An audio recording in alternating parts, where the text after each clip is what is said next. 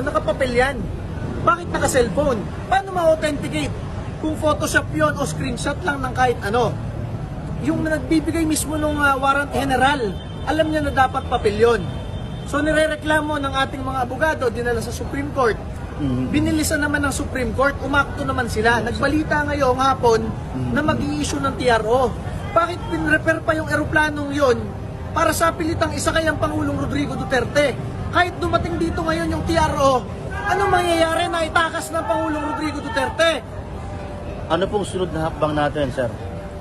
Tayo, hindi natin alam kung anong hakbang ng ating mga leader. Siyempre, ang inaasahan natin, si Vice President Sara Duterte.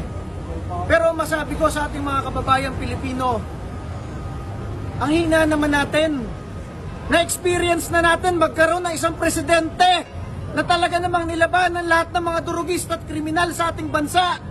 Talagang pinahina ang mga NPA na terorista na pumapatay sa ating mga pulis at sundalo.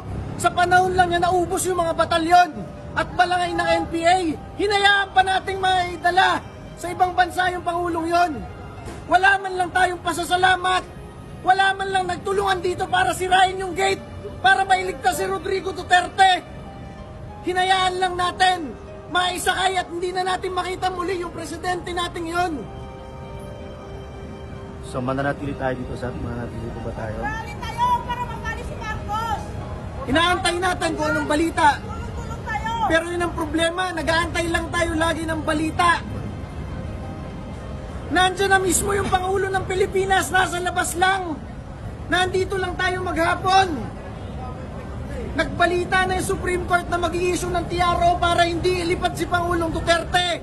Hinayaan pa natin yung general na yon na gusto maging chief PNP agad, na isa ay si Pangulong Duterte para lang sa kanyang pangarap. Napakawalang utang na loob natin mga Pilipino kay Pangulong Rodrigo Duterte, kaysa isang Pangulo na halos ubusin ng teroristang NPA, halos ubusin ng mga turugista at kriminal na bumibiktima sa ating mga pulis, sundalo at mamamayang Pilipino. Hinayaan lang natin itakas ang Pangulong Duterte papunta sa ibang bansa. Isurrender sa mga dayuhan. ICC na mismong si Pangulong Trump na Amerika hindi na nire-recognize ang ICC. Napakaraming politiko sa Pilipinas na kurakot, na after mangurakot gusto makatakas ng Pilipinas. Hindi natin pinapatakas, may hold departure order. Nandiyan ang Presidente Duterte, ayaw lumabas ng bansa, gusto kasama tayo mga Pilipino. Sa pilitang ipisin na kay Seroplano, pinipigilan na ng Korte Suprema.